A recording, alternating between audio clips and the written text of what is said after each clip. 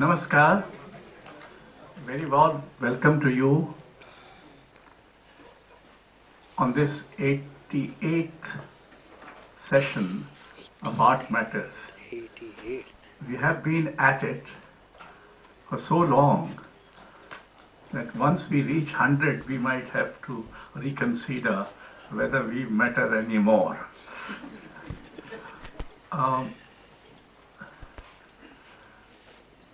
The Raza Foundation and the IIC hold these sessions in collaboration, and our attempt has been both to address issues which are urgent and also issues which are somewhat constant.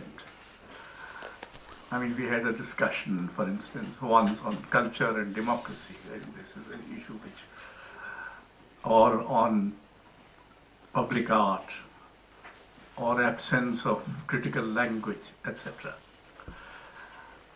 Now, this session is about violence and the arts. In the normal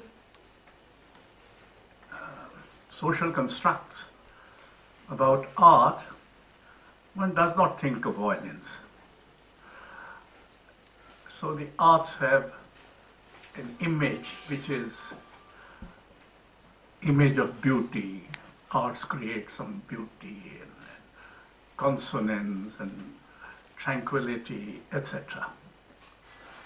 But arts are very deeply related to and all too often address reality.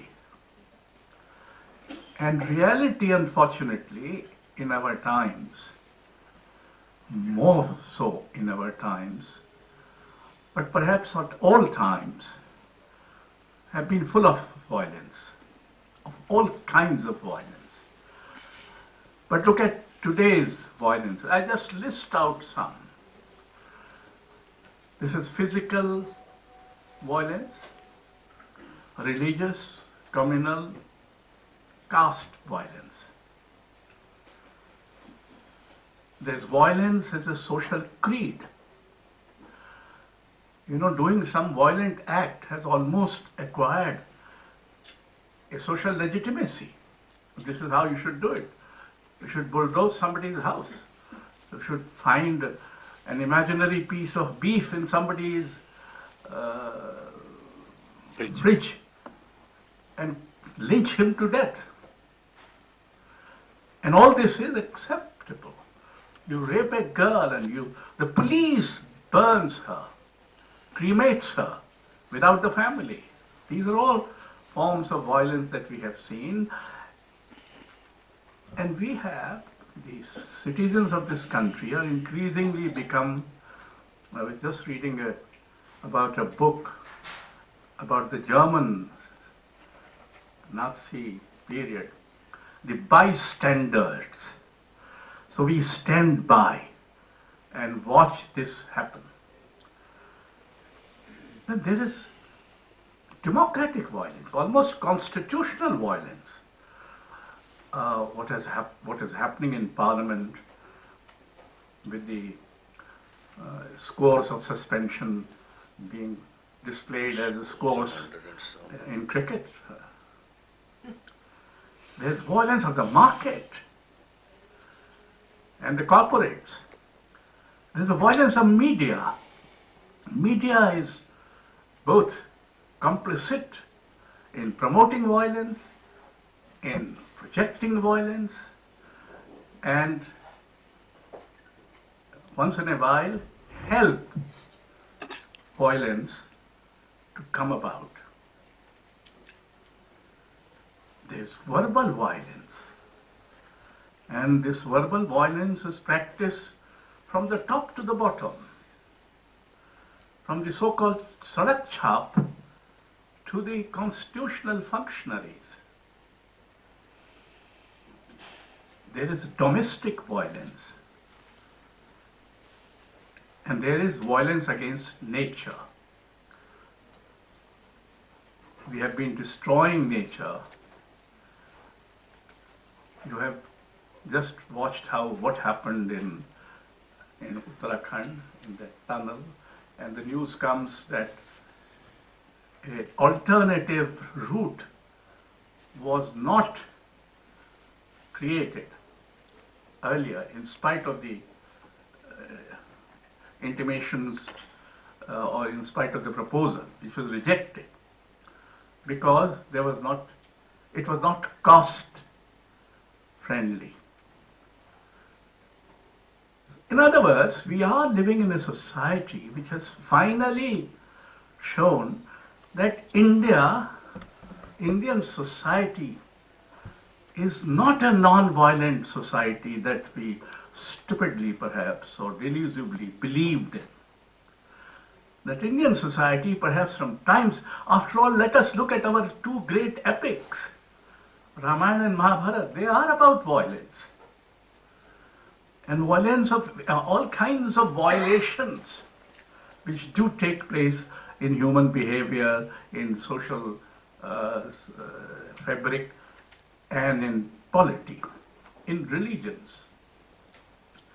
So we have requested 5 of our friends, and we are very grateful that they're here. We are also very grateful in spite of the severe cold and traffic condition and the suspending ethos. You have managed to come and listen to them. So we are very grateful on behalf of the Raza Foundation and the India International Center. These 5 persons who are sitting there, Apoorvanand is a Hindi writer and a professor of Hindi literature in Delhi University. But as you all would know perhaps, if you are interested in public affairs, he is one of the most candid and coherent and courageous voice from the teaching community, from the academics, to talk about what's happening. He has done remarkable critical work on Shamsher Bahadur Singh, on Mukti Bodh, and on Premchand.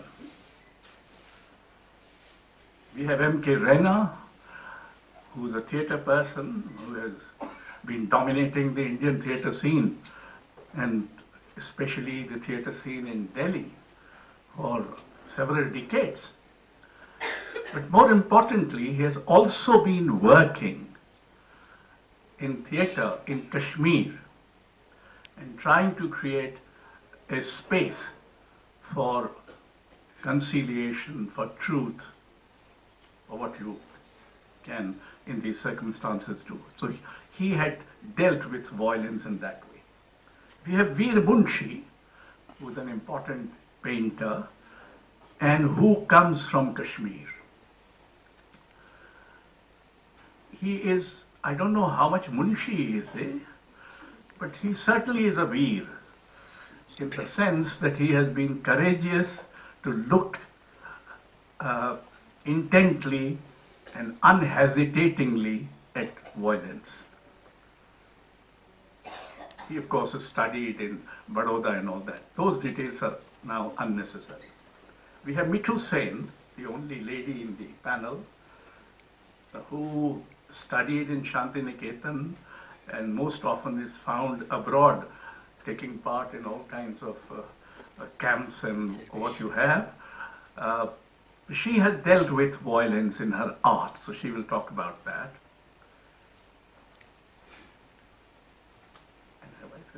And there's Dhruv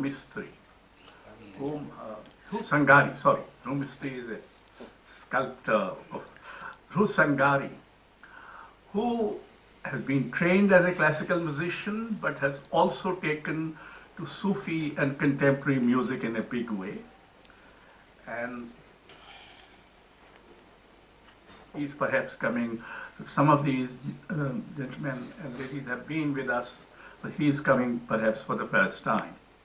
So he will, and music is a difficult medium to deal with violence, I suppose. So it will be interesting to hear of.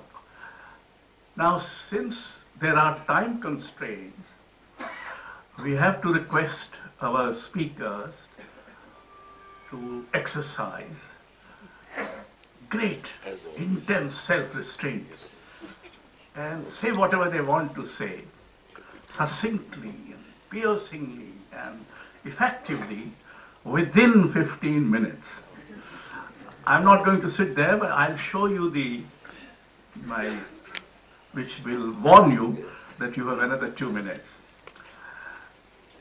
So there you are, we start, and I think we'll start with M.K. Raina. You can speak from there if you want to come.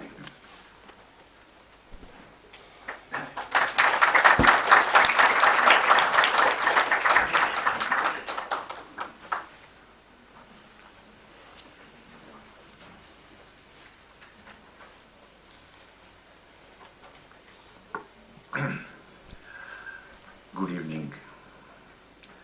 I'm grateful to Raza Foundation because cultural space, as I see it for now, decade after decade, is shrinking.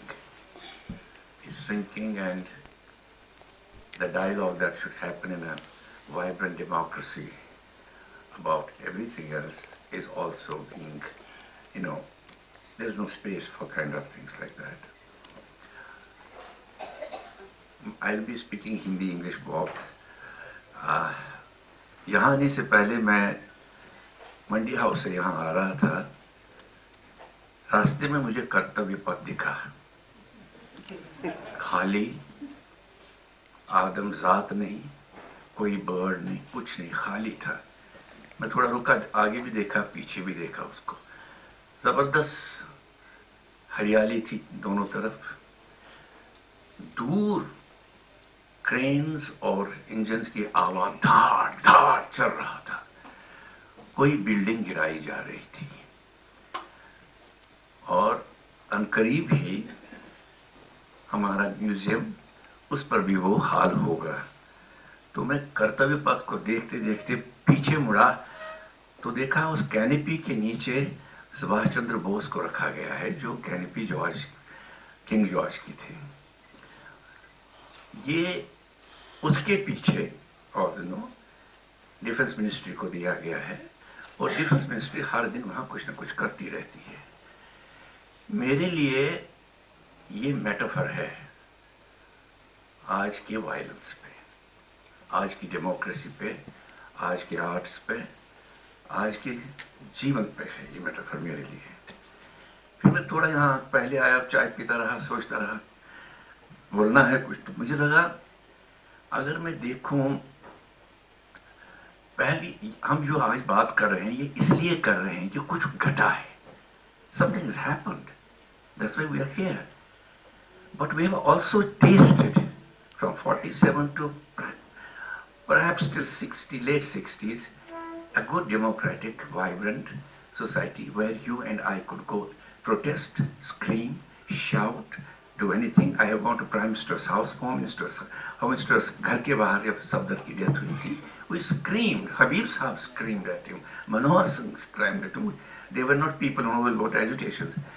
तो कुछ जो घटा है उसके बीच उसके बाद शुरू हुई है. That is very worrying to me. अगर आप देखेंगे सन 70 से अगर देखेंगे आप क्या क्या हुआ है देश में.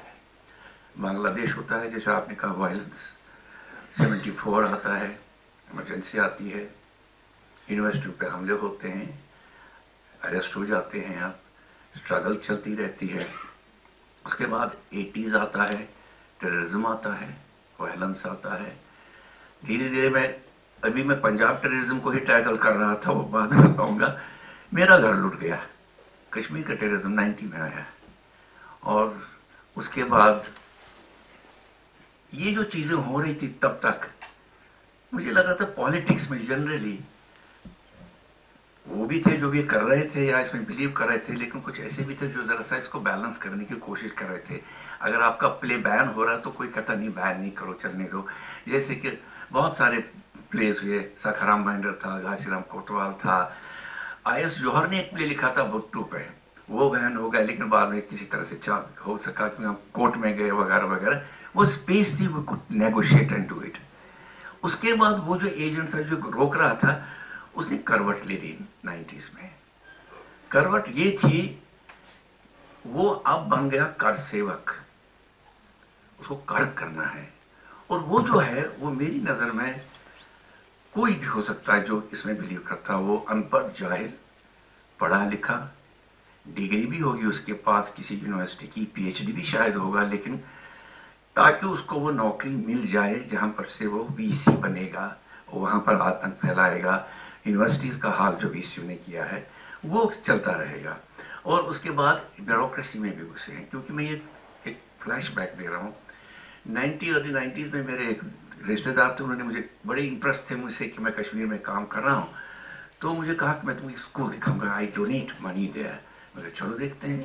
पूना में एक स्लम में एक स्कूल था, स्कूल देखा, नेचुरली गरीब बच्चे थे वहाँ पढ़ रहे थे, 2-3 हॉल थे, तरफ अच्छी व्यवस्था थी। तो वहाँ जो करने वाले थे, जो हेड थे, वो बड़े बुजुर्ग थे लेकिन आईएनए आर्मी के थे। तो मैं वॉज वेरी इम्प्रेस्ड। लेकिन मैंने कहा तो आप ये पढ़ाते कहते नहीं, जब स्कूल घर जाती है, इनके घर में जगह नहीं होती बच्चों को पढ़ने के लिए, वो शाम को वापस आते हैं, लाइट होती है, कभी पढ़ते हैं, ट्यूटर भी हम देते हैं किसी तरह से। मैं कहा उद्देश्य कैसा है, बात करते कहते हो सकते हैं सिस्टम में जाना है इन बच्चों को, इनको टेक ओवर करना है, we are training them to become civil servants, lawyers, they will go to army. He told me जितने बच्चे गए आर्मी में, and then I dug it more and I realized this is the Kar Sevak school. It's the school run with money properly to cultivate right from the slum a person. वो कहाँ जाए। और वो what I see today in 2023, maybe some of them are there who are in offices, who are everywhere, a violence which is quietly happening. And sometimes you come to realize, जैसे आज कल ही पता चला कि अपनी दिल्ली विश्वविद्यालय में एक प्रोफेसर 14 साल से पढ़ा रहे थे, उनका कहता आप नालायक नहीं है, पढ़ाएंगे नहीं। द ट्रेजेडी है जिसको वो लाते हैं पढ़ाने के लिए, वो बहुत नालायक होता है। Unfortunately, he gets a degree. He has a degree. So they justify with a degree. I know in case of my National School of Drama, students have refused to teach teachers to teach. We don't want to teach. We don't want to learn from them. We know more than them. So teachers are taking salary, and additional teachers is coming जो उनको पढ़ाएगा बच्चों को, तो double salary for a job which they have done. The things are happening at that speed. अब it is a violence which will have a 30 years के बाद effect. जो बच्चे निकलेंगे वहाँ से पढ़ेंगे वो वहीं रहेंगे। अब हमने अपनी तरफ से जो कोशिश करते हैं, it is really individual. There is not much backup we have, but थोड़ी सी हिम्मत होती है. If I enter a conflict space like in Kashmir, I started from 1999 and 2000 onwards till date I'm there. It was a fire. It was no mind everywhere. Nobody, no culture, no performance, no songs, nothing. It was kufr. Dictators of the terrorists were running. And I thought I'll be able to do something. First we realized कुछ होगा नहीं. दोस्त भी धीरे गायब भी हो गए थे, कोई था ही नहीं, मेरी कम्युनिटी का था ही नहीं, घर नहीं था, कहाँ रहेंगे वगैरह. I'm not trying to make it romantic or heroic, but I had a purpose. I said, if I am the son of this, I am born here, I better do something here. Otherwise, what is doing great? Delhi में theatre कर रहे हैं, बहुत सालों से कर रहे हैं, इसका क्या तक में मिले, अवार्ड मिले, इसका कोई मतलब नहीं रखता. तो believe me, it was running. I say it always. हमारे कश्मीर में एक कहावत है, सुई के सुराख से अंदर जाना काम करने के लिए. And you are quite friendly. आप थ्रेट आता है फ्रेंडली. यहाँ क्यों खड़े होते थे, कुछ भी हो सकता है, तो यहाँ नहीं खड़ा रहकर तो क्यों गाँव में काम करते. नहीं यार रहना, संभल के रहना. यू नो वी आर वहाँ तुम्हारी फिक्र है तुम्हारी, यार तू गाँव में काम करता है. बट आई न्यू समहाउ कि ये these are very threats. Then I was told to take these security people as दोस्त ने कहा तू नहीं करती, कॉप ले ले तू. I said, look, I'll be sitting duck because I work in a village which is next to the Pir Panjal range, जहाँ से नीचे आते हैं सारे. But if you convince people, you work with people, and these performers were folk performers, काफी 20 साल में काम हो, तो I'm just giving one example of it. इनको मारा गया था. एक इनका जो उस्ताद था, संगीत नाटक अकेडमी अवार्डी था, उसको ट्रायल की गई, 5 terrorist came with AK-47, trout him out. Trial के तो दिल्ली गया था, कुछ शो करने गया था, यू आर काफिर, you are this that, and we have to shoot you. Somehow entire these actors, actor, they got on his body, पहले हमको गोली मारो वगैरह वगैरह। It took them a lot of time. Finally it was negotiating, ये इतने पैसे जुर्माना देगा, लेकिन ये घर से बाहर नहीं निकलेगा। And this is a person who used to write plays, used to write poems as a Saranai player and as a national awardee. And he couldn't get out. And he felt so humiliated, he lost his speech. See the one? And after some time, they took him to Chandigarh. You had to take permission from them. Because they were wandering there. They were all around. And he quietly died. Nobody in the valley knew. I got a phone call very late in the night. Bad news hai, aisa ho gaya. So in that atmosphere, when you have to create things, you have to keep two things in mind. You have to keep the villagers who have tumhare saath come, they should trust you. You are the person.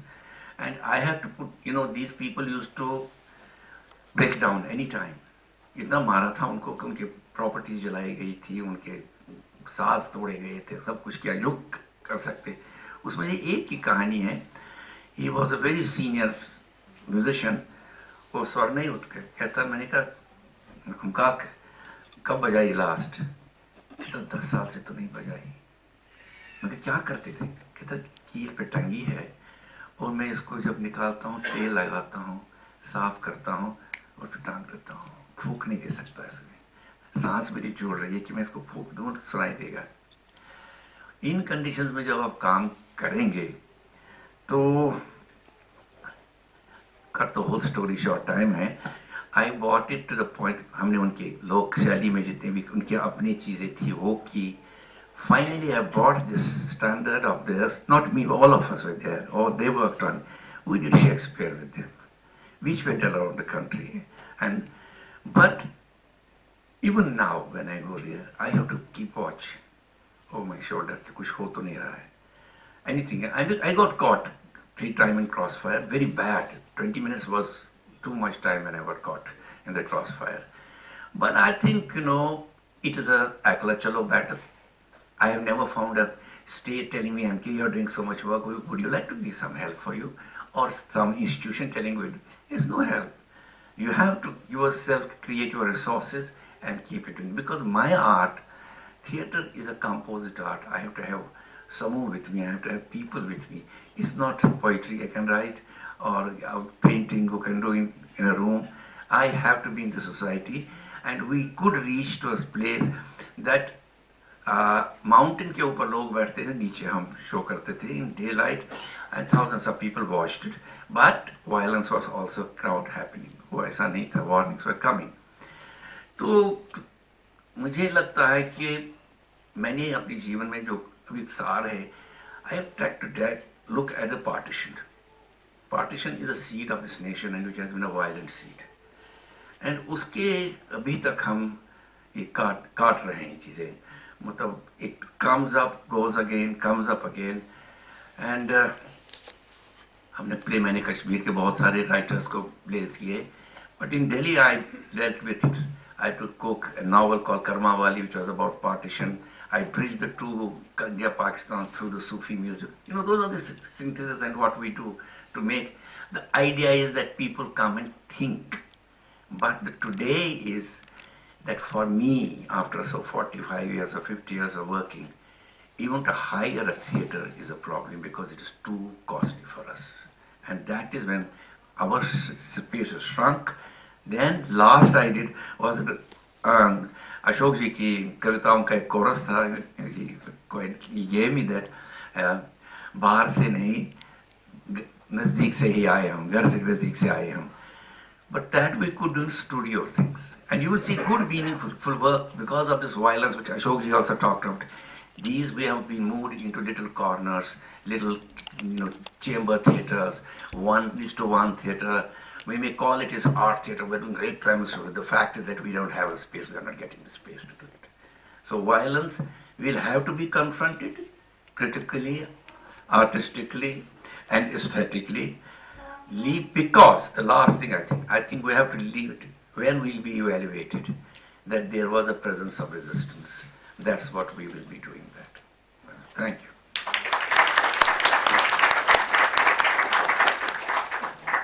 Mithu, same.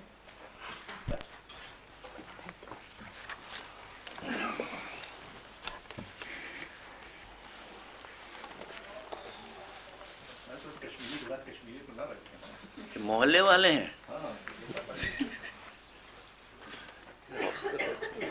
No kidding. Yeah. Which part of town? Srinagar. between first and second, the eastern side. Very near to Rigachu. Right.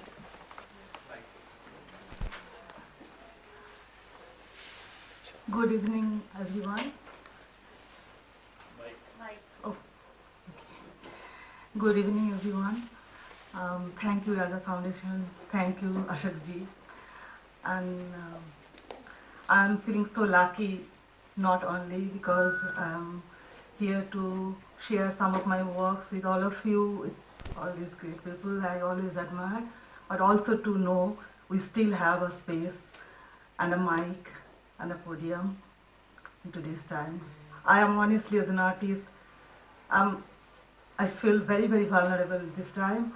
And recently, in a public talk, I was stopped middle of my presentation, and I was told not to talk about politics because I'm not an expert on politics.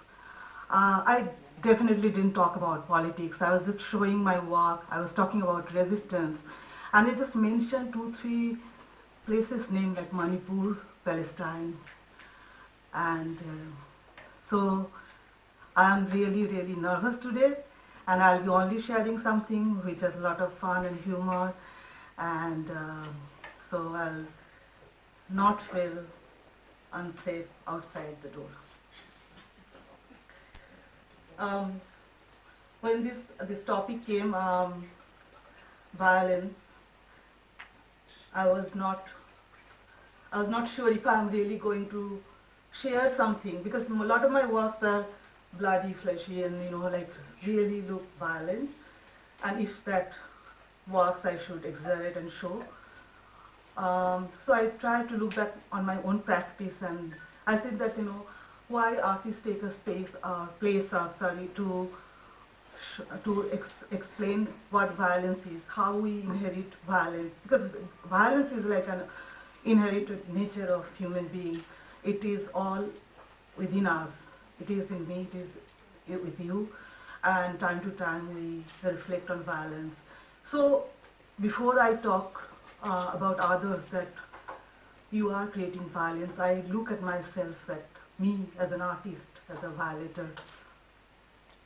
I'll go back to a couple of my projects where I'll just show, maybe the show was about something else, but how with the title image, I violated the aesthetic and the emotional sensibilities of my viewers' expectations. How I use language,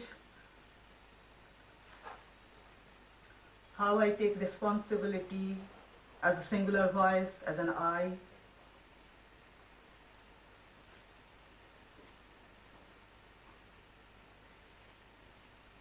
How, as a title, drawing room show, I make the most explicit images of drawings to greet the guests, because drawing rooms are basically the living rooms. And then so these are all the reflection of the reverse violence that I as an artist experience, and I respond. A couple of years ago in Kuala Lumpur, I was invited to do a presentation, but I was strictly asked not to show any insensitive images. So I had to violate my own or censure my own presentation by presenting my entire presentation by blocking this, because these are violent. So in 2007, I had a show called Half Full, where I had a lot of nudity and kind of so-called violent images which can be disturbing. And in 2019, when I again wanted to show that works in Delhi in a public domain, I was again politely asked to be sensitive.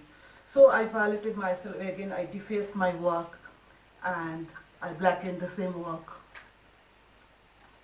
and I presented that piece.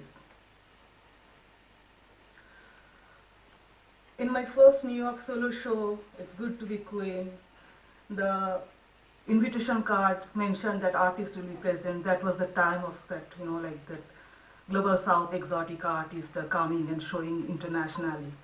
So I was absent in my own opening, leaving all my artworks in the show. 2017 in Los Angeles, I myself invited lots of artists to come for my opening, but I did not present a single piece of artwork, but I was present there.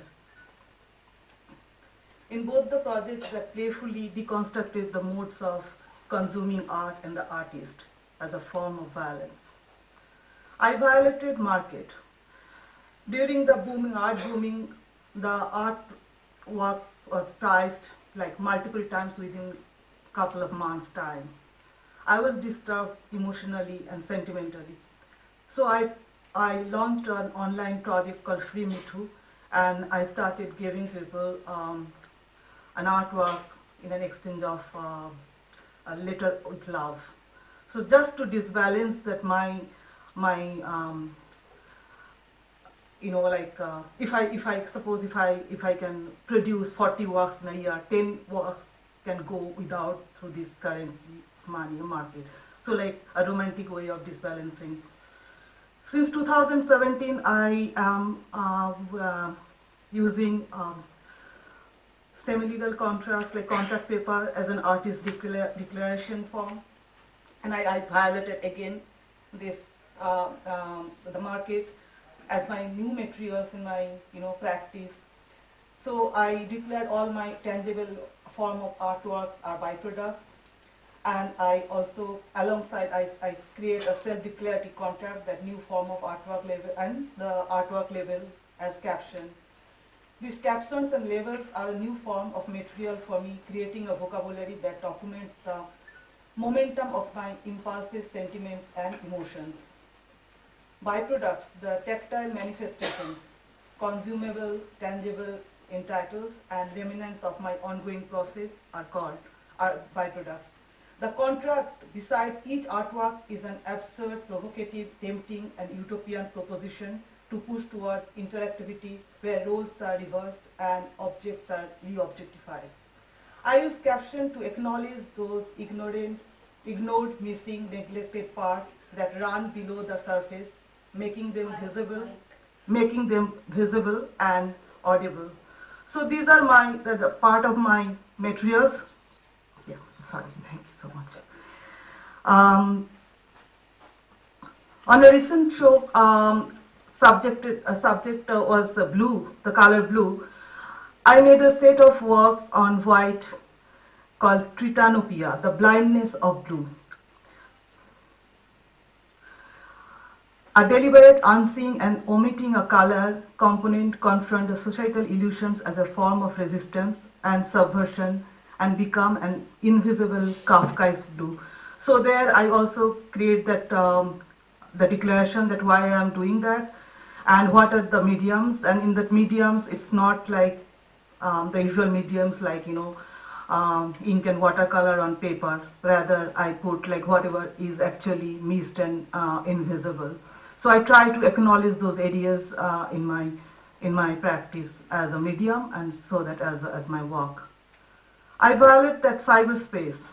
Often I see that like how the cyberspace on that like data-based politics is like controlling our things. So I hack my own Wikipedia page. I put misinformation, and that goes unnoticed for long.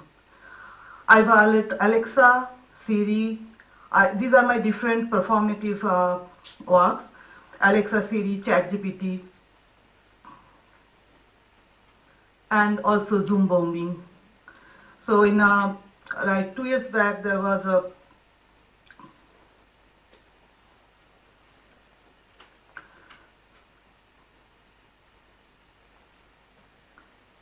Absolutely, I think that's one thing that struck me across as a Zoom bomber, I had newspapers is about that online conference.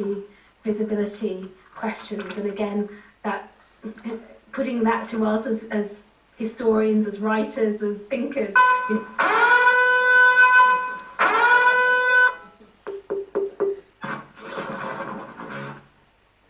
Well, that was dramatic.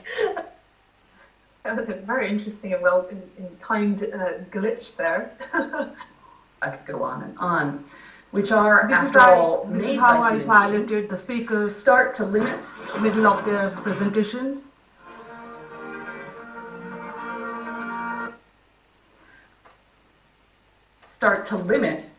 or shape those same people's actions. I feel like something crazy is going on here, but I'll just go on. Men make their own history, but they do not make it as they please. Marx goes on in the next...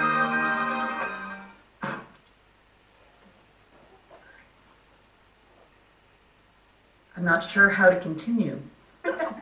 We don't have to have Zoom poker faces on anymore, because I think that's the first time. This is how violence happens when we experience violence in different forms. Language, also another violence, and especially in a country like India, where we are having the post-colonial legacy, and like how language can be. So I violate my mother tongue, language. Fluently I speak non-language gibberish. I deconstruct that understanding of any given format of language. This non-communicative, non-productive form of non-language as a resistance, where the expectations are challenged. Mam alesum ingla ugnisi do apti. Takansi. Hikatumling lambu ato malagi to sipta. Tekantu kadambuli na ba hato osingin urim ligaban. Takatik tapindi tu aha oto atamun na mazmi. Dekataplik dong ke waktu malangla sumi ne. Dekasu la tumba ando le kmadu usnu makhaliki. Just click the out do la tumbika of the abdixn out. Deka doctor kita tu kita kunjini pitilo out. Ela wetri ma osho. Deka tak tu jitu kin agu di blik tak po ni blik kita. Deka tak tu sila tin tak blik blik so apo pasi. Ela pak is not tidak room lita buruk so kini dia object jam. Deka tak tik step tu kita puit agli dom tik out. Deka tu is tak tik sum dikla out. When you want do ni nama ni sum dikla.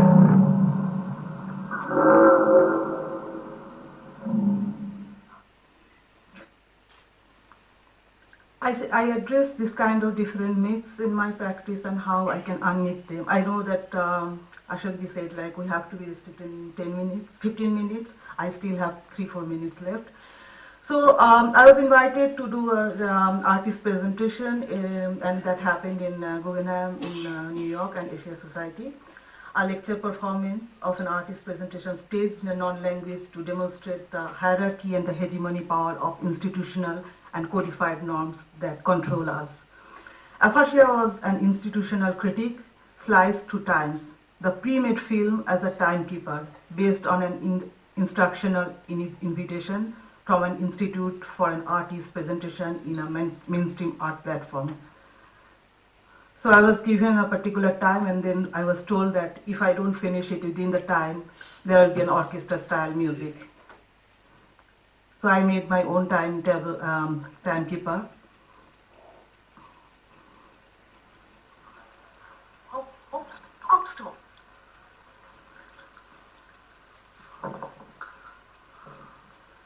There was an institutional guideline that the invitation letter actually asked what to do and what not to do. So I have actually, as a backdrop, I have made a film and it was a live performance. In hard go. It costly cow toasting. You know, I was too dark with toasting bully cow toast. You was do see you. Now stop in the whole somebody. In that was a no do the allow steamer recklessly. Help you them stop cow tick into dark step. You was up, it's like wow. see, you come, you wow, God.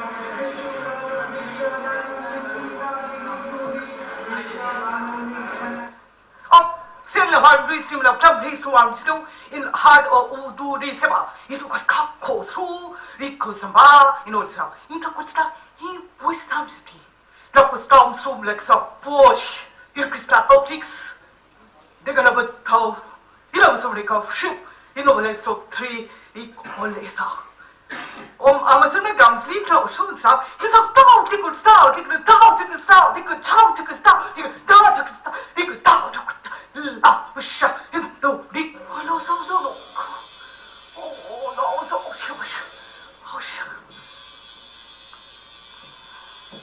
you don't that's not oh no to which route what to do you know I start was the blue deal come to no was so up you stop sleep come oh hot also you know no up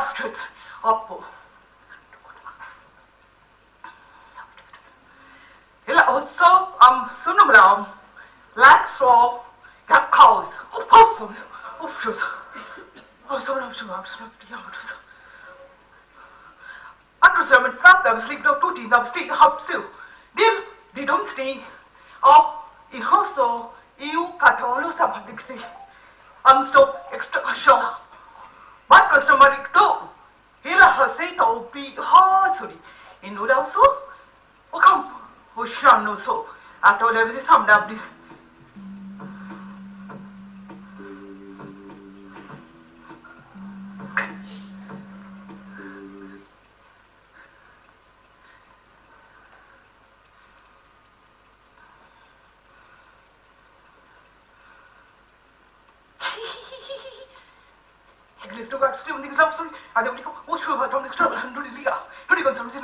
I had to speed up because I was running out of the time, so I sped up myself.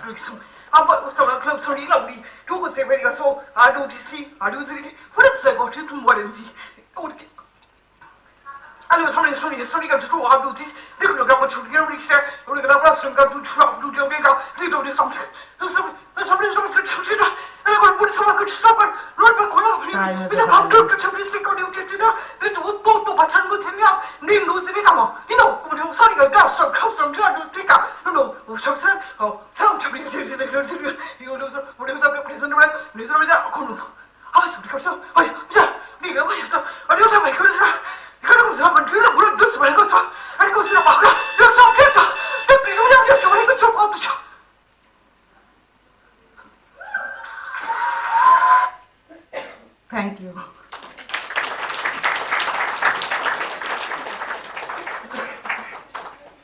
Apoorvanand.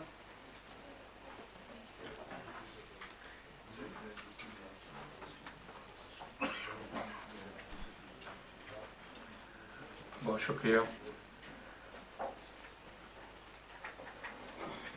हिंसा और कला के रिश्ते पर हम बात कर रहे हैं। मैं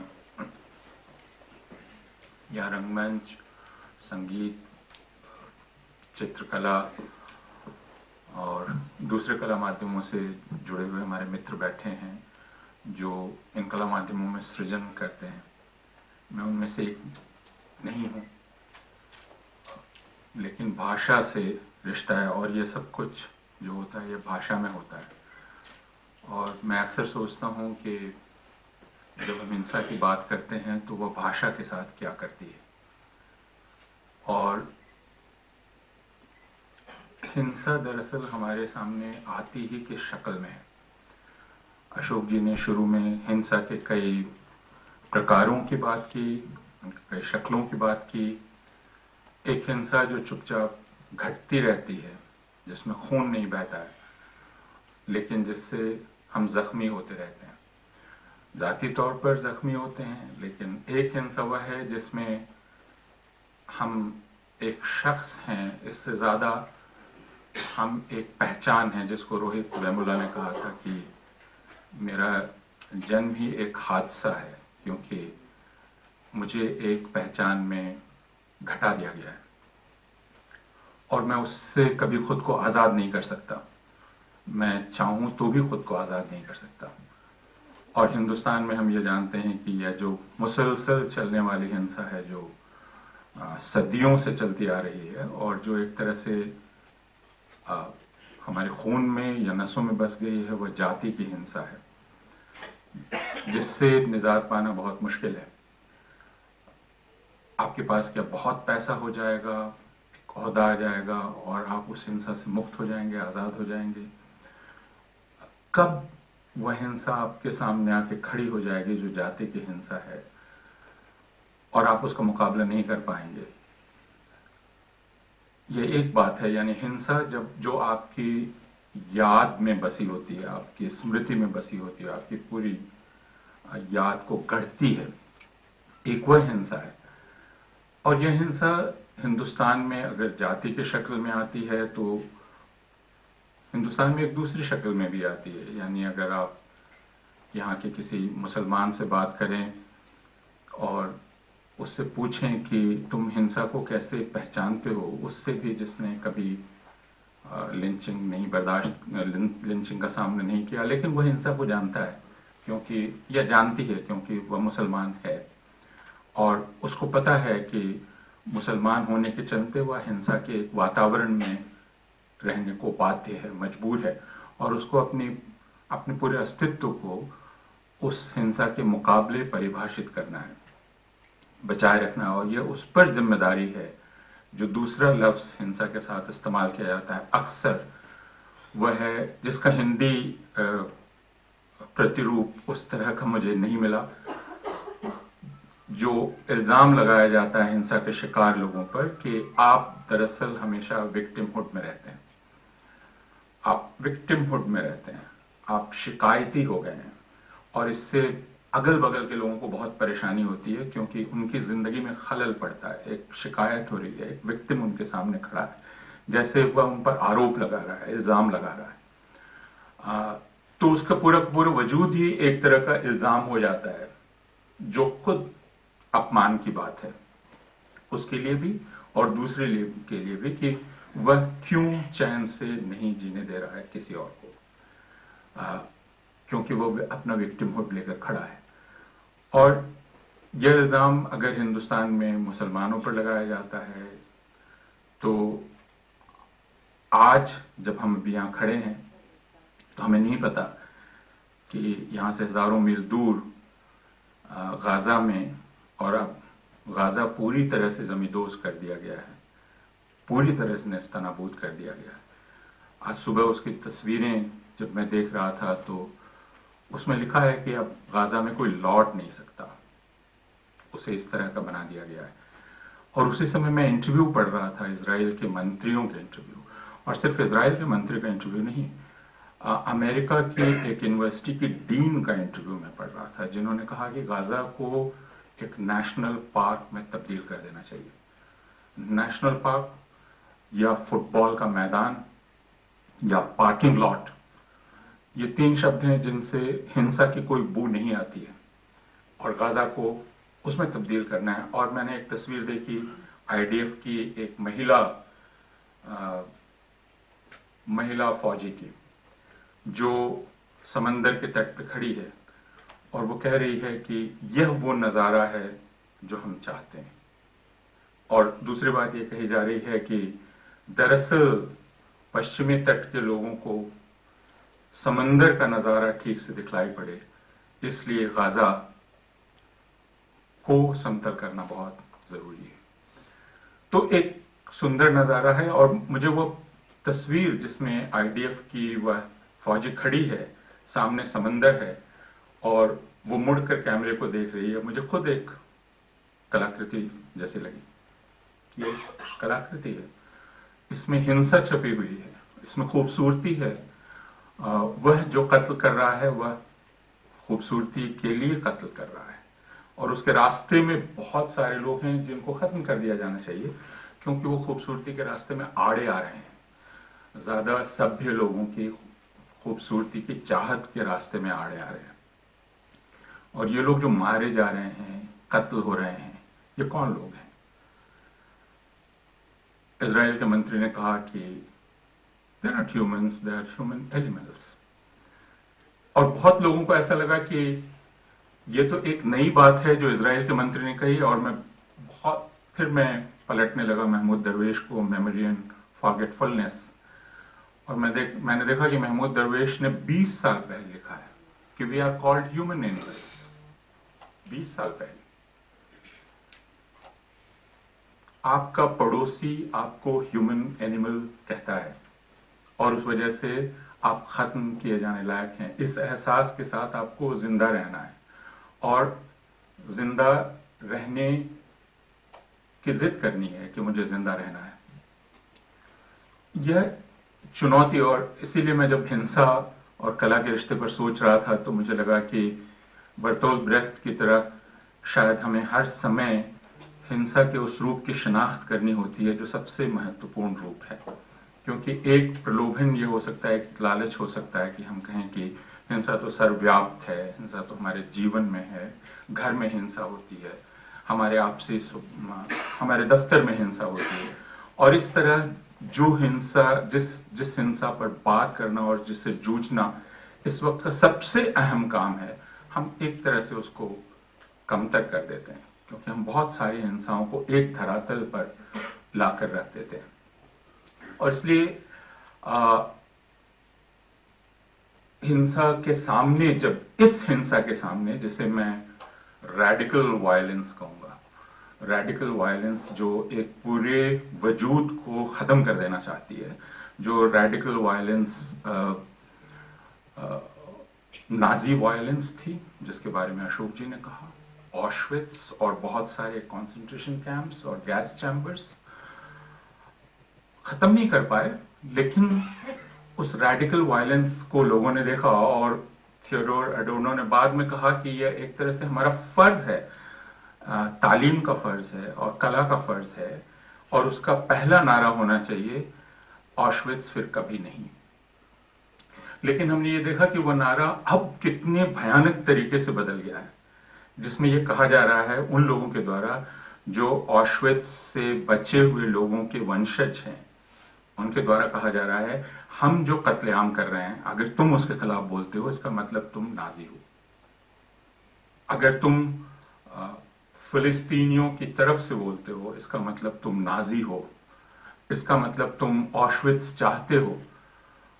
और जब यह कहा गया कि 7 अक्टूबर को जो गाजा के पास किबुत्स में हुआ था वो हॉलोकॉस्ट के बाद का सबसे बड़ा हमला था, तो हॉलोकॉस्ट को ही एक तरह से निरर्थक बना दिया गया, क्योंकि हम जानते हैं कि हॉलोकॉस्ट क्या था, और हॉलोकॉस्ट दरअसल अब किसके साथ हो रहा है, और हॉलोकॉस्ट क्यों नहीं होना चाहिए। और वो मनोवैज्ञानिक गैबोर माते ने ठीक ही कहा कि never again was never a tribal slogan. It was not a tribal slogan. It was not meant to be never again for Jews.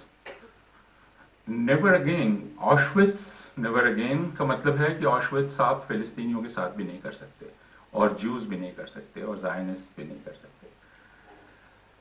तो फिलिस्तीनियों के सामने जो चुनौती है वह चुनौती है कि आप इस हिंसा के आगे खुद खड़े कैसे रह सकते हैं।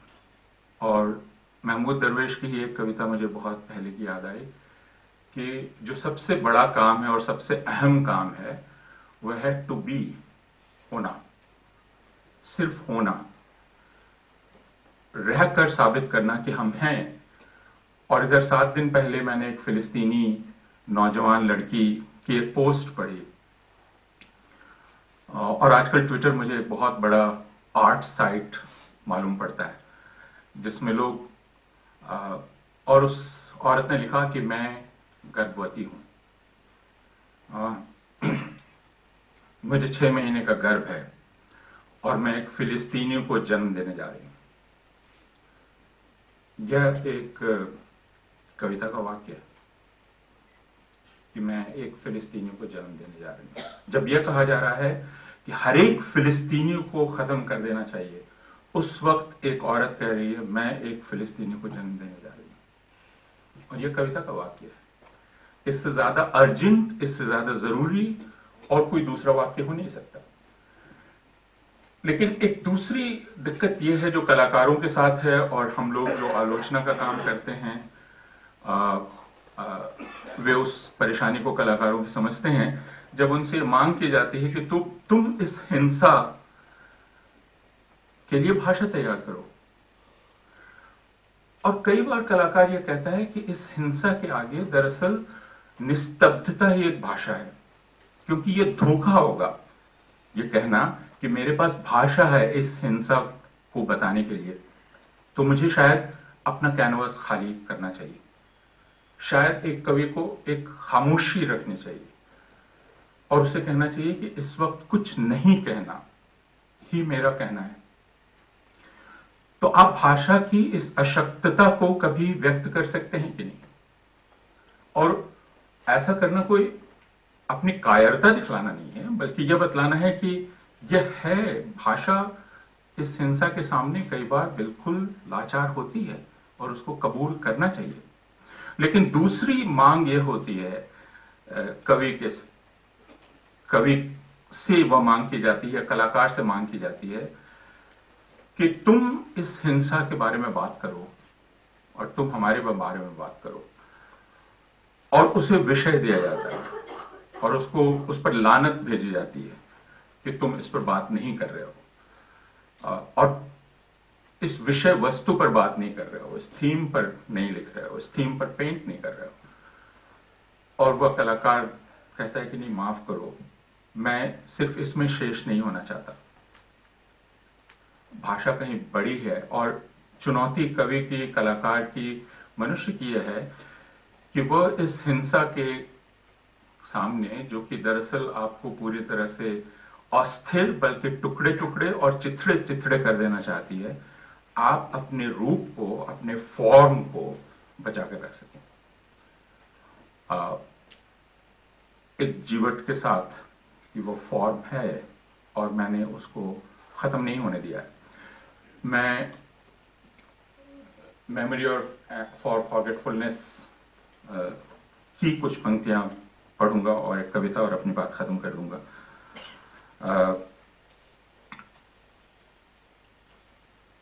जिसमें महमूद दरवेश ये कहते हैं कि फॉर द फर्स्ट टाइम, और देखिए ये महमूद दरवेश फिर 20 साल या 30 साल पहले लिखे हैं। For the first time in our history, our absence is conditional upon our total presence. Palestinians have to be totally visible to be made invisible, which the bombs are doing. Present to make oneself absent. और उसके बाद वो कहते हैं कि I want to find a language that transforms language itself into steel for the spirit. A language to use against these sparkling silver insects, these jets. This type of the work is carried, entitled Preposition Suggestion of an Exchange, as in blow for blow, as if the author were saying, you give me bombs, I give you a text. You give me forgetfulness, I give you memory. You give me history, I give you writing. लेकिन जैसा मैंने कहा कि इसके बाद जो दूसरी उसकी जंग होती है वो अपने लोगों से होती है। अपने लोग जो उससे कहते हैं कि यह है, मेरे बारे में लिखो, ऐसे पेंट करो, और अगर नहीं कर रहे हो तो तुम गद्दार हो। और महमूद दरवेश ने उनके लिए एक कविता लिखी जिस पर मैं अपनी बात खत्म कर रहा हूं, वो है Assassination. The critics kill me sometimes. They want a particular poem, a particular metaphor, and if I stray up a side road, they say he has betrayed the road. And if I find eloquence in grass, they say he has abandoned the steadfastness of the home oak. They ask, where is the blood of the homeland in its petals? And if I write, it is the butterfly, my youngest sister, at the garden door, They stir the meaning with a soup spoon. And if I whisper, a mother is a mother. When she loses her child, she withers and dries like a stick. They say she trills with joy and dances as at his funeral, for his funeral is his wedding. And if I look up at the sky to see the unseen, they say poetry has strayed far from its objectives. The critics kill me sometimes, and I escape from their reading and thank them for their misunderstanding, then search for my new poem. Thank you.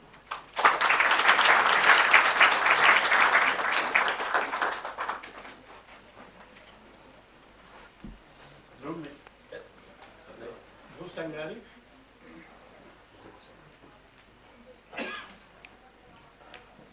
Thank you.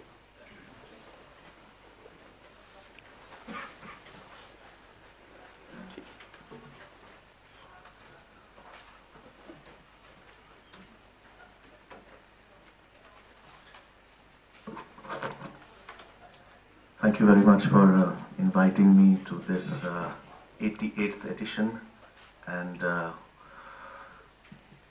what is sure to be a series with at least 88 more. I think the topic is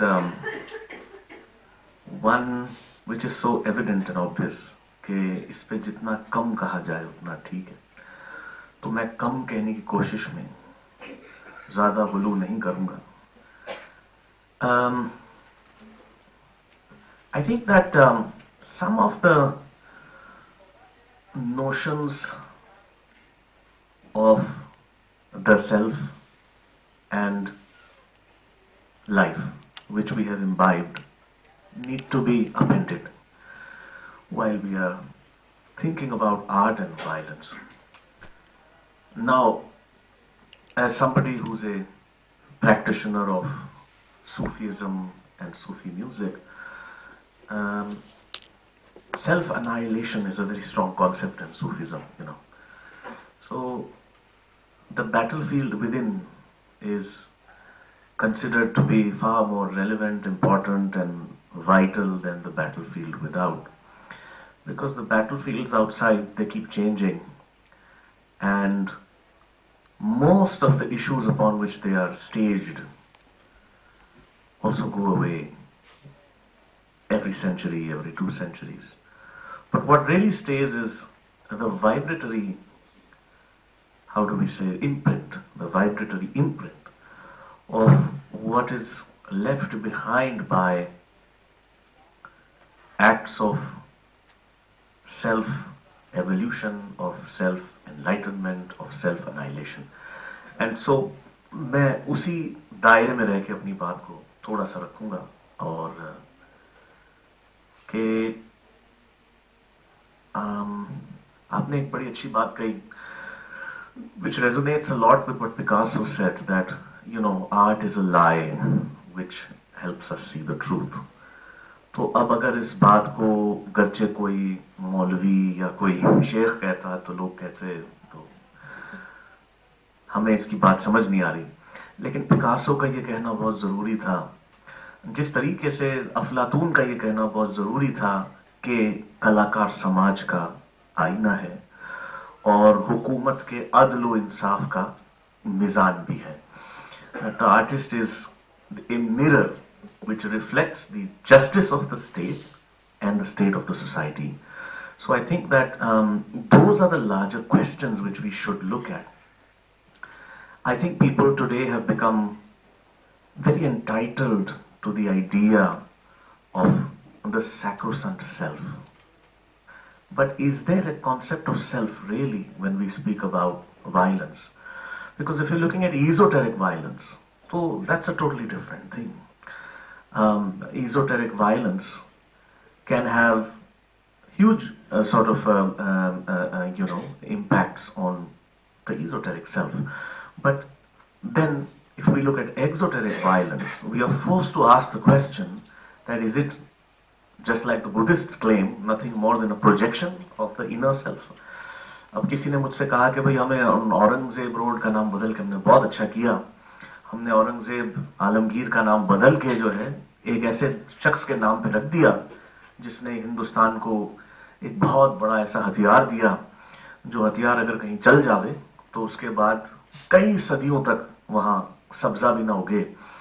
और तो ये एक बहुत अच्छी चीज थी। तो मैंने कहा कि फिर अगर आप ये आपका मयार है, तो how about changing the name of Ashoka road, because Ashoka ने तो कलिंग में 10 लाख लोगों को मारा था apparently, as history tells us. So I think that that kind of reading of history in itself is violence, and because then if you choose to live a lie, right? If you choose to be confronted with the truth and live a lie, then you're doing this violence on yourself, and then after that you will project it outwards. So now 3-4 things have also happened. The concept of family as we know it is gone now. So there is no balance in our lives in that sense anymore. Whatever balance or disbalance we have to create for ourselves. So we are pretty much इस कश्ती में हम अपने आप ही हम नाखुदा हैं, और वो जहाँ भी जाके लगेगी वो उसके implications जो है वो डिपेंड करते हैं हमारे एक्शंस पे।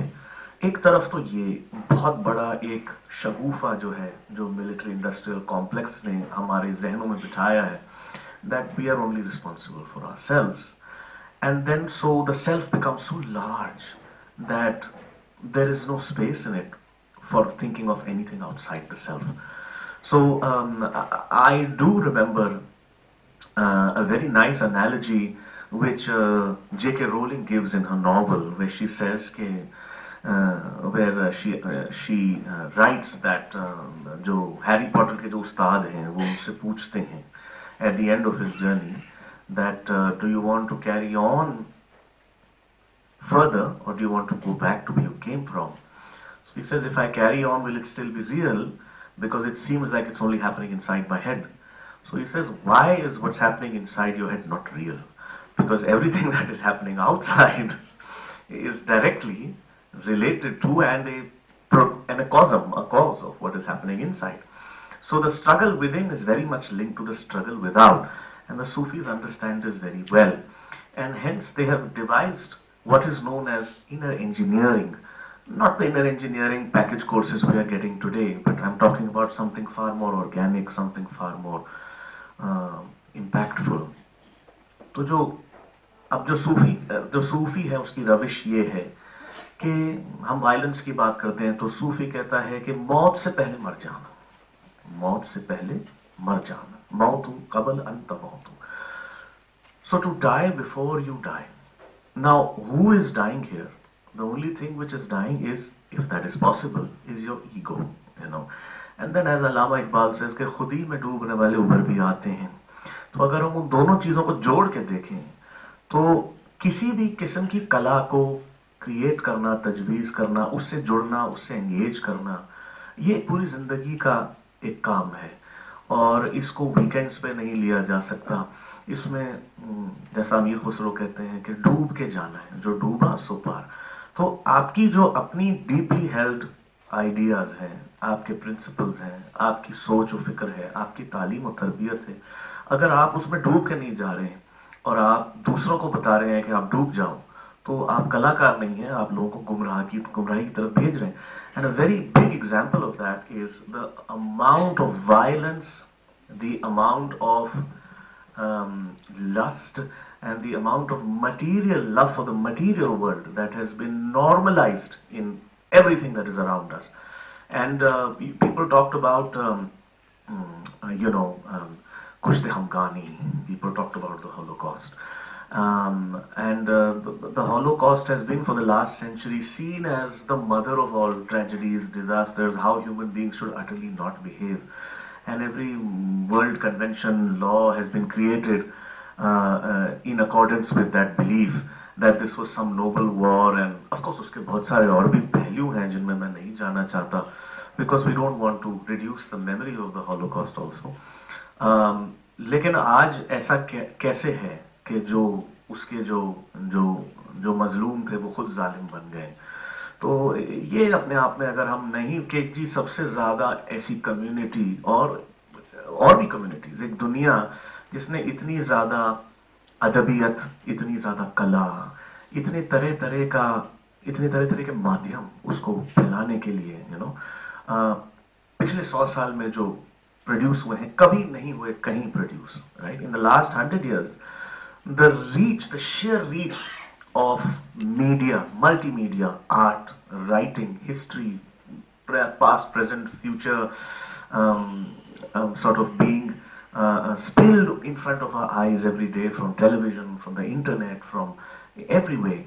It has never been higher. I mean, if I want, I can, in 3 minutes, I can go to archives.org and get a copy of a source text which I am looking for and which is not in print anymore. तो सच कभी भी इतना ज़्यादा, इतने तरीके से हमारे सामने नहीं था, फिर भी हम अपनी सारी उन्हीं फितरतों को दोहरा रहे हैं. तो और मुझे तो नहीं, ऑनेस्टली लगता कि ये एबरेशन है. अनफॉर्चुनेटली ये हमारी फितरत ही है. अगर ये नहीं करते तो कोई और करता, sadly. So I think that इस दौर में आर्टिस्ट का रोल और भी ज़्यादा इम्पोर्टेंट हो जाता है. हम लोग जब कोई कॉन्सर्ट करते हैं या कहीं गाते हैं तो हमारा मनहज ये नहीं होता कि हमें सामने वाले को इम्प्रेस करना है, मुतासिर करना है या एंटरटेन करना है. We want to leave behind the only workable solution for violence in what is in our estimation and opinion. Maybe we are totally wrong also. Please feel free to destroy my argument also as soon as I have made it. Is that when you remind people of the shared syncretic and intangible organic ways in which they have connected and hence evolved a culture, then and only then can you bring them to an inner opening. Once you remind people that they are arriving from a certain place and going to a certain place, and on that journey, if they choose to live their lives in a way where they are sharing, where they are learning, and where they are making something which will say have a lasting impact, then life is a life worth living. जैसे मुझे कबीर दास जी की एक कहानी याद आई, and in fact एक और शायर थे, I think my mom was doing some research on this, a guy by the pen name Urfi who was in Akbar's court, and so interestingly both Kabir and Urfi arrive at the same conclusion that if you live your life, make your death so, or rather I would turn it around, I'd say make your life so that when you have died, the people of all the communities are wrangling over your dead body, saying नहीं ये तो हमारा था, नहीं ये तो हमारी थी, नहीं ये तो हमारे थे, and that is a indicator of the success of your life. So I think हमारे यहाँ at least ये एक बहुत workable solution रहा है violence को counter करने का, कि जब आप एक तीसरी जगह लोगों को बैठने का न्योता देते हैं, जब आप उनको ऐसी बातें याद दिलाते हैं जो एक रूहानी लेवल पे, एक कल्बी, एक दिल के लेवल पे उनको इम्पैक्ट करती हैं, ना कि सिर्फ एक सरसरी एक इंटेलेक्ट के लेवल पे, तो वो इम्पैक्ट जो है वो कई जनरेशन्स तक रह सकता है. और अगर आप उनको सिर्फ एक ऊपरी तरीके से जो है इम्पैक्ट करते हैं. रायना जी ने बात करी थी टेररिज्म की, तो ये बहुत एक ज़रूरी चीज़ है कि कोई भी मजहब कई तरीके से अपने आप को मैनिफेस्ट कर सकता है. एक इंपीरियल और पॉलिटिकल गेन के लिए, और दूसरा इनर गेन के लिए, इनर लर्निंग्स के लिए. तो रास्ता इनवर्ड ही है, आउटवर्ड नहीं है.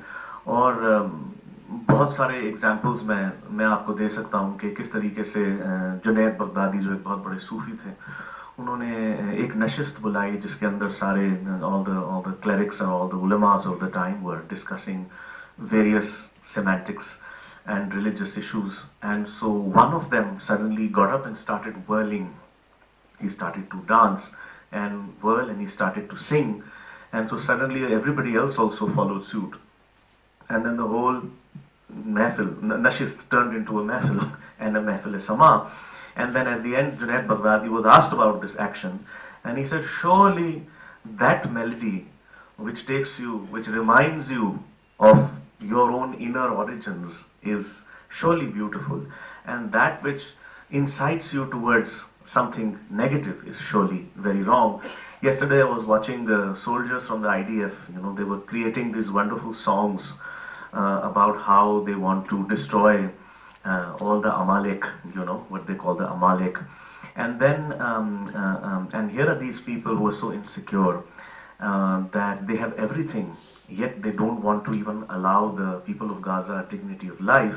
And then I saw another Gazan, very famous Gazan musician, saying, today after many days we found a car battery that we could use, and we decided to hook it up to a speaker and make some music, and here we are going to sing some traditional songs of our people. So people who are under the worst oppression still don't have any hate in their hearts, right? And people who have the best of technology and the best of life, they have so much hatred. And I think that is a lesson also for us to learn from here. तो मैं तो आप सबसे यही कह के अपनी बात को ख़त्म करूँगा कि संगीत और ख़ास तौर से सूफ़ी भक्ति संगीत एक बहुत पावरफुल ज़रिया है हमको याद दिलाने का कि क्यों हम एक साथ यहाँ जी सकते हैं और एक दूसरे की खुशियों में और मोहब्बत में शरीक हो सकते हैं। बहुत बहुत शुक्रिया।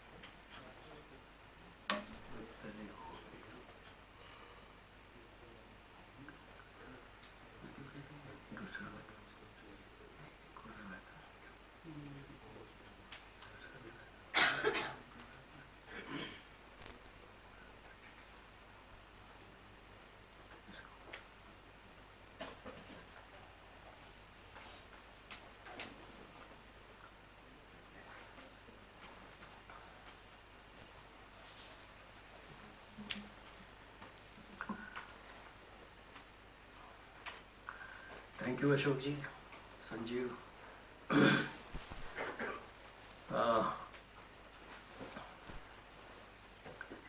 As my personal is political, and I have come Delhi in 1990, and आज मुझे I like that I am not minority. So that time मैं minority से आया, and when I reached Delhi, I still felt myself a minority. You could not transfer the ideas, you could not express anything, which today we can express. We can express, at least I feel, part of this room, at least I am not minority here, I don't know outside. So, so it was very difficult to negotiate with a coming to big place, and I have come from political upheaval as a migrant refugee from Kashmir in 1990. You don't know how to handle yourself within this dogma where you cannot talk. This was in 1990, I did this my first painting, Terrorist on Floating Land. It was so difficult to convince even the artists, even the senior artists. Many in Gari, I was working in Gari studios. And we are first, I didn't get the space, but I worked outside the community studio on the door. Later, I found a place when Manjeet and Harpana and Gogi, Tilu was working in that community studio. This was my first work. So everyone will come and say, you will die, you are committing suicide. But it was difficult to transfer what I have come from. So that's how it started. It's 1990. Likewise, then I landed in a guest house, Bawalpur house, where every artist used to land. And this was the only space where you could think about violence and how to deal with it. So I did this work, and it was chaotic Bawalpur house, where you will get 5 rupee ki khat and 5 din ke liye. Then 6-7 days you have to move in the parks and go back to take admission. So I had spent 30 years, 3 months there, 4 or 5 months rather. So I used to paint what happened in Kashmir that time, these Pandits who were registering themselves as refugees, who were educated people. So I would paint all that sort of things that time, whether Laskol, who was a friend, was killed, so I did this, and or a Maulana, who was this. So these kind of images, I kept doing these for many years. So likewise, I painted of that poem, it could be. So that was, but there was a lot of discouragement till Mr. Al-Qazi gave me first show in '92.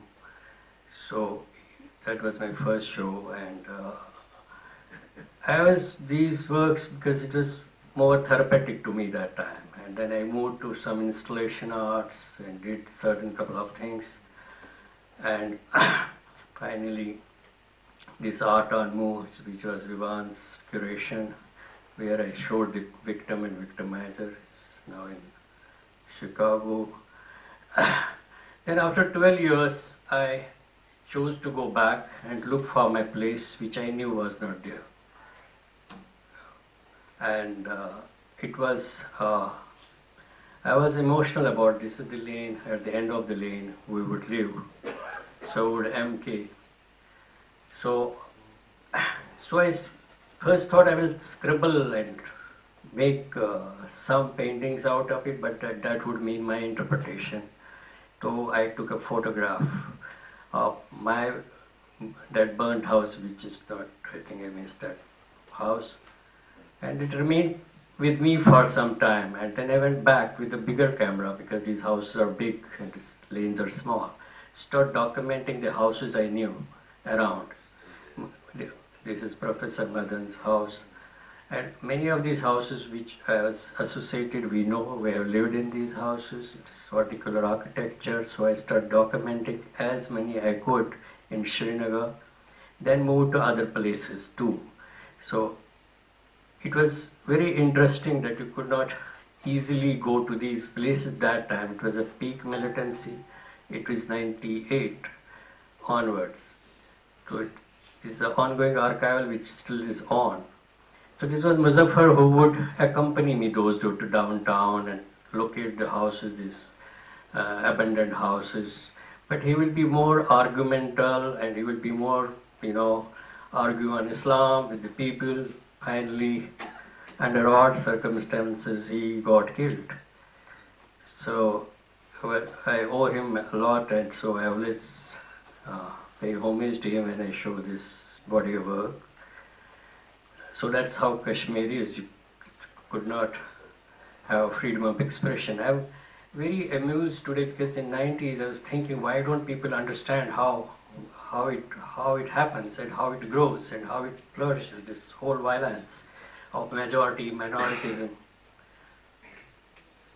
So I was always intrigued, and I'm like, what is happening today is related. When we had lockdowns here, we had lockdowns all the time, all 30 years we have been facing lockdowns. And we know how it is, and people have been surviving through it, and nobody gives ear to it. So these houses were very important to me. We pleaded the government, we were negotiating with people that if we could save some houses as a part of civilization, as a part of vernacular architecture, as a part of what it was. But finally, which is a Hercules task there too with the government there. But then the floods have spread. Floods have, many houses have fallen, because it's a mud mortar and that kind of architecture. So then I built this house installation in 2015, a fallen house, just symbolic to preserve, how can we preserve the heritage of the house. So there was a huge flood.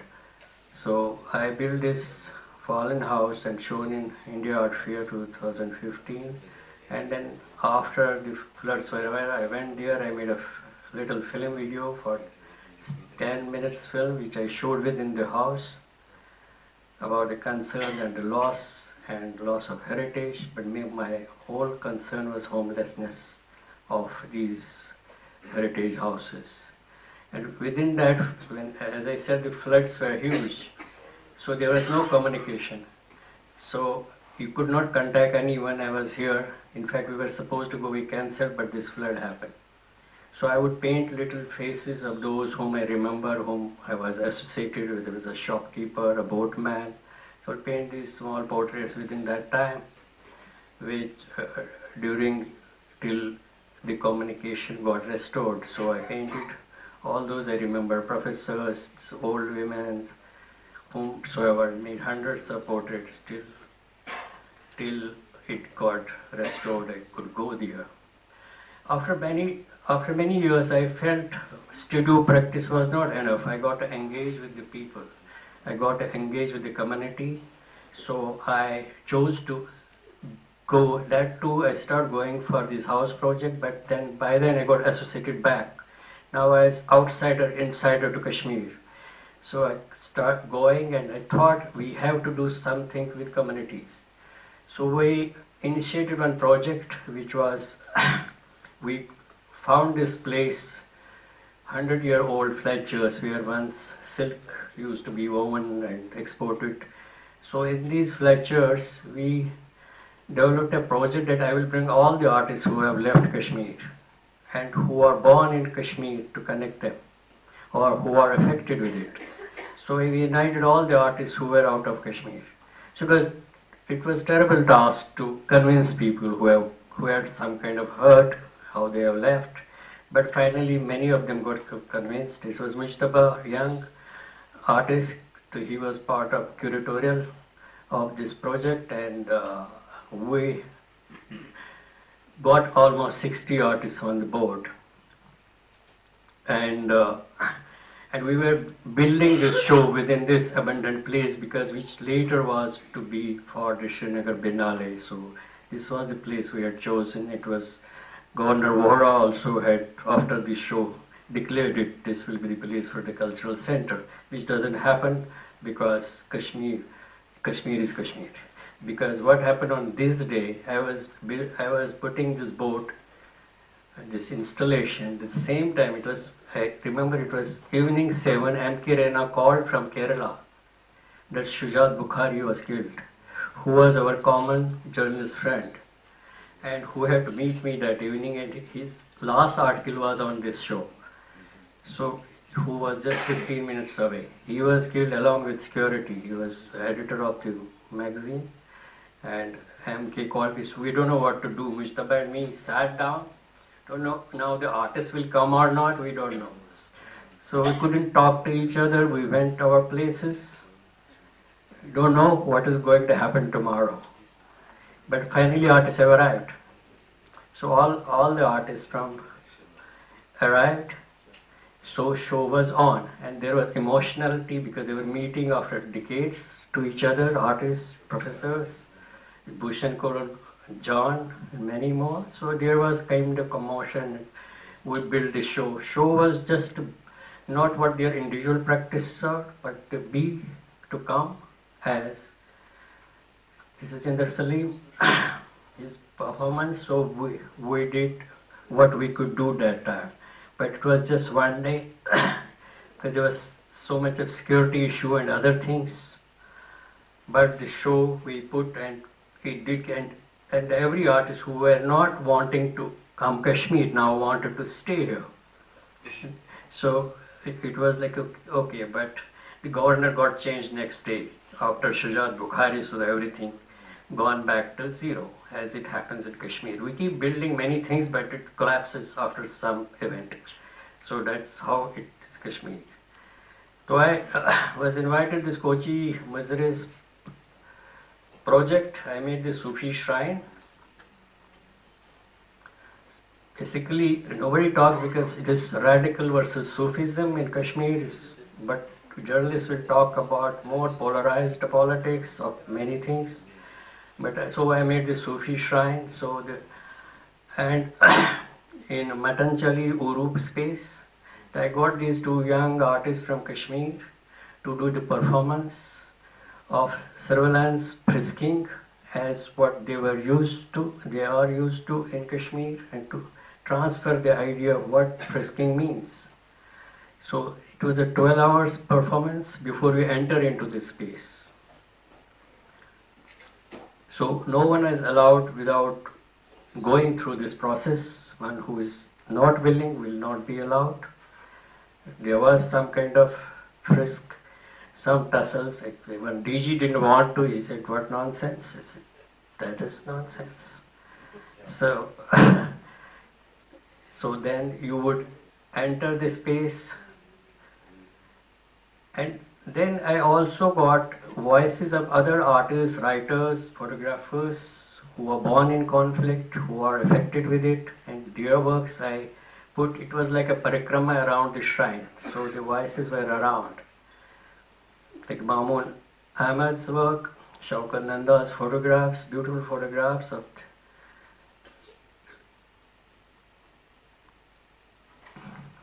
these were my abandoned houses. The Neeraj Bakshi's premonitions, a book he wrote once he visited Kashmir. Likewise, there was Sana Irshad Mutt, which is a photographer, a beautiful video of this grave digger, who was not a traditionally grave digger, but he has to become a grave digger because so many were getting killed, and he had a lovely story and lovely video of him. Then I showed Gargi's work here, Tikku's. I had Indra Salim's images, his performance images. Then Ehtisham's, Altaf Qadri's, whosoever were born affected with the conflict. And this was the shrine, that you enter into the shrine. These were my works, these caskets, these little coffins of children's. And that was how it is. And there were bones painted with a local paper mache craft, which you see mostly in souvenirs, and because I wanted to identify where it comes from, that's how it was. And I continued with paper mache, and that's another. There's a Shia community who deals with this paper mache craft for these small boxes and vases and seminars. I wanted to bring, they had their own, so while meeting them, you learn many things of their pains, anguish, how they have gone through. In Kashmir, whosoever has gone out or in, everyone has suffered some way or the other. You collect these tricks and bits. This was, then I made the Zuljana. Zuljana is a Shia community, has this, because Hassan Hussein's horse, which is still wandering. So I made this work with this. Then I read this Agha Shahid Ali's poem, Country Without Post Office. I made this poster up in the letter because he wrote, he visited Kashmir and letterboxes were filled with letters, there were no takers. So this work was built on this. And then I did this project on the poets, 6 poets from 14th century Laldet to Agha Shahid Ali, Manto, Mahjur, more. And which has been which has been written over the years and sung by various poets, and which goes from generation to generation, and which you could hear in different voices and narrations. Then it was 2010. Where I was in Kashmir, and as Raina said, we keep getting caught up between security and stone pelting chaos. So that there was a day when around more than 100 people got killed, 100 boys got killed. And I was caught between, in near Shiraz, I was caught between the two, and I had to run. And then morning when I came out, you could see the landscape changed with these greasy images and these automobiles. So I started, it remained in my mind and started painting them on handmade paper. For long I have been doing these, and I thought Gandhi should visit Kashmir, who had seen the light in 47, the peace exists here. Now I brought him as welder to weld these shrapnels. So that was, I was using, I built this chamber so that the chaos. I also put these football players. I remember when we were young, we used to see these football games, we would see the same energy football players as the stone thrower has, with the same romanticism, with like that energy would be the same. It is, so I did these.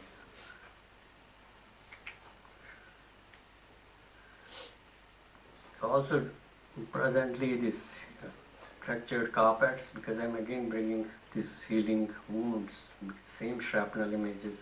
I am painting with some history of Kashmir and images of different, with the same traditional crafts. Some of these are here, these are. So I bring back the story of what I painted earlier, the exiles, that I bring this and weaving it with traditional crafts and other things. This is how.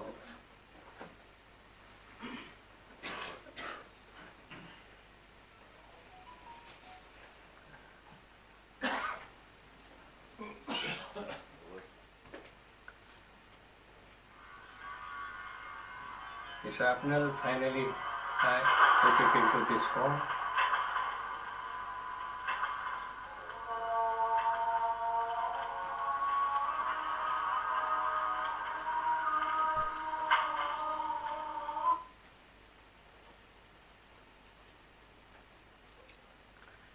It's a long sequence, so I think my time is over, and you can.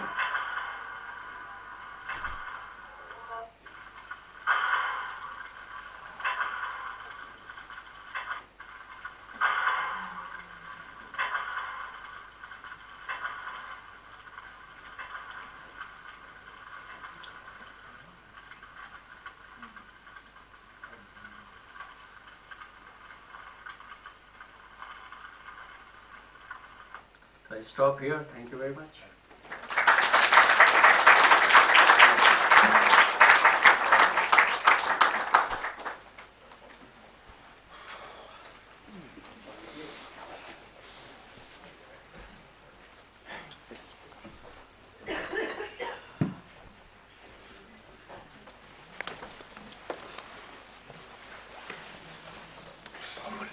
Well, friends, we have gone through 5 accounts of how arts have addressed, coped with violence. Now there's some time, not too much, but still some time, if there are any questions to be asked. No opinions, please, no statements. Just ask a sharply focused question if you have one. If you don't have it, then I'll thank you and you can go away. Yes, there you are. Well, please. चल रहा है. I would address this question mainly to Mr. M.K. Raina, because he is a great theatre person, and I have been in theatre for some time. So I would ask him. The question is that why does today's art, especially in cinema, cinematic art, tolerate violence the way it is being, and why is it being tolerated by the audience? I'll take 2 small examples. One is this serial by Tigmanshu Dhulia on the Allahabad University. It was serialized in Sony Live. There were 10 episodes showing the violence. I come from that university, so I know what kind of violence really happens there. He had shown it earlier in Hasil also, but not the kind that he has shown it in this thing. The other is a film called Mirza, and then there have been so many other. So my question is, why do the people tolerate this kind of violence, which is not true? And second, why should it be? Is it not making people here to see such gory things and tolerate violence in Kashmir, Manipur, and Gaza? That is my question. You have hit nail on the head. Hello. See, to be very straight and quick answer to is that state underlines violence today. When Home Minister of India, Prime Minister of India endorses a film like Kashmir Files, it is a signal you can get away with it. Now today there is a film called Animal, and I was once a member of Censor Board. I can't believe how could they not stop it. How did they allow it? Now it has reached to Parliament. And Parliament, many things reach. It doesn't happen. But I think you have to understand the kind of economic model. It's a very wide question, economic model that goes on. The kind of social messages that comes on the social, It is a big culture which has been endorsed by the power. Don't forget. You are very right. Manipur, Kashmir, वो कान पकड़ने चाहिए इस देश को. What we are incapable of handling it. And top of that, underlining it. See this film, it makes money, and many other things. I think state is responsible and equally is opposition. I cannot say. I would say in Kashmir, the tragedy was the secular India did not respond the way they had to respond. They missed the bus. They could understand what was happening. If we tell them, they will say, you are subject to, but that is where the other party was receiving them beautifully at Jammu. And they got, they have used it again and again. I think it is statewide. And if it says no violence, nothing, no lynching, you think it will happen? Karsekas will not stop. Those goons will not stop. They will. Any goon you will see today, he was with this party or that party, has a gerwa. He uses that as a passport for his violence. And the color which is supposed to be color of tyag and whatever. State is responsible, equally opposition. Yes, any other question? Oh, good Lord. Thank you very much. You seem to be so disturbed inside, and I hope you are. Otherwise, our entire attempt to have this evening... No, please, go ahead. This is Dr. Narendra Sharma. I am a bureaucrat, government servant. Don't you think, anyone can answer, don't you think India as a culture, as a race, as a civilization, has paid a very heavy price for blindly following the path of ahimsa? Shouldn't the whole text be read in tandem? Ahimsa parmo dharma, dharma hinsa tatha vacha. Thank you. हाँ, आपकी बात मैं समझ गया कि धर्म तो हिंसा से ही एस्टैब्लिश होता है और अहिंसा तब होती है जब सब कुछ अच्छी तरीके से, सुचारू तरीके से होना, हर कोई अपनी अपनी जगह में रहे. तो पहली बात तो बहुत इंटरेस्टिंग है कि अहिंसा सिर्फ कोई इंडियन आइडिया नहीं है और ना कोई सिर्फ एक किसी मजहब से जुड़ा हुआ आइडिया है. जैसा मैंने कहा कि अशोक जो थे, उन्होंने कलिंग के बाद उन्हें इल्हाम हुआ और उन्होंने वायलेंस को त्याग दिया और फिर उन्होंने, हमें सबको पता है कि फिर उन्होंने श्रीलंका के अपने बेटे और बेटी को श्रीलंका भेजा और वहां उन्होंने तबलीग करी बुद्धिज्म की. लेकिन उनके और भी बेटे थे और एक उनका बहुत प्रचंड बेटा था जिसका नाम था जलू का, और उसने जो है वो एक आर्डेंट शैव भक्त था, शैवाइट था. और उसने कश्मीर में जो जितने भी बौद्ध विहार थे उसको खत्म करने का काम किया। तो इसीलिए वायलेंस की उसी तरीके से जो पांड्या किंग्स थे केरल के, उन्होंने, और बाद में मेरे ख्याल चालुक्यज ने भी कुछ हद तक ये किया, उन्होंने एक फरमान जारी किया कि जैन जहां दिखे वहीं उनको खत्म कर दिया जाए। तो वायलेंस की किसी भी मजहब या किसी भी कल्चर या रेस, पहली बात तो race, I am glad we are not one race, हम मुश्तरका एक तहजीब है विच इज वंडरफुल, और हम अलग अलग रंगों में पाए जाते हैं। और कोई ऐसा एक्सपेरिमेंट, कोई ऐसा आइडिया नहीं है जो इंडिया में आके पनपा नहीं, और जिसपे इख्तिलाफ भी नहीं हुआ, जिसपे डिसेंट नहीं हुई, और फिर वहां से वो इवॉल्व नहीं हुआ। तो I think our beauty lies in somehow understanding the concept of love, tolerance, friendship, and kind of a unity despite all the vast diversity. And I think that idea is a little bit under threat today. And today you can say it's under threat globally. But I think that India has been an example of that. So if we want to change the narrative to say that somehow we are victims and that we should now reorder our society based on some perceived past injustices and that we have to adopt violence where necessary, I think that can be done. But then I don't know how far it would take us. So that's what I would like to say. Would anyone like to add to that or say something? You have a question? Yes. Yes. Sir, क्या दुनिया में जितने भी मज़ाहिब हैं वो अपने कट्टरपन की वजह से जिंदा है या मतलब इस्टेब्लिश होता गया है?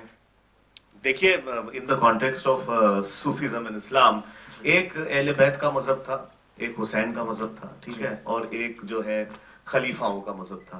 तो कौन किसके साथ खड़ा था तब और आज खड़ा है ये हम जानते हैं, है ना। तो हर चीज में दो टाइप या दो से ज्यादा आवाजें होती हैं। तो सिमिलरली एक मसलक जो था, एक मजहब था, वो जो है पूजा पाठ करने वाले जो बड़ा सवर्ण समाज था, उनके जो टॉप पे लोग थे, जो अल्टीमेट अथॉरिटी मानते थे खुद को रिलीजन की व्याख्या पे, उनका मजहब था, और एक आम लोगों का था। तो अब आप ही बताइए कि क्या वो कट्टरपन की वजह से जिंदा है या वो मोहब्बत की और दोस्ती की वजह से जिंदा है ना? No, one only. Ladies and gentlemen, we come to the end. There are time constraints, and you have to catch unless you have come in your own vehicles to catch the metro or bus or whatever. So we leave you at that. We hope you are terribly disturbed, but you are also intensely moved by how art is witness to. It keeps witness to violence in many different ways. There will be perhaps very little record left, the way we fudge records, the way we are interfering with records. But the record of the arts to contemporary violence would be something that would perhaps civilize us later, humanize us later. As for the time being, it is difficult but not impossible to remain human and firmly against violence. Thank you very much. We are, incidentally, publishing a book of poems, Palestinian poets, translated into Hindi. And the book will be released on 27th of December at 5 o'clock? Yeah. 5 o'clock at Jawahar Bhavan, which is opposite Shastri Bhavan. Shastri Bhavan. I don't know how long Shastri Bhavan is going to last anyway. So if you are interested in knowing how it feels to be a Palestinian in these extremely difficult times, do please come over. Thank you very much.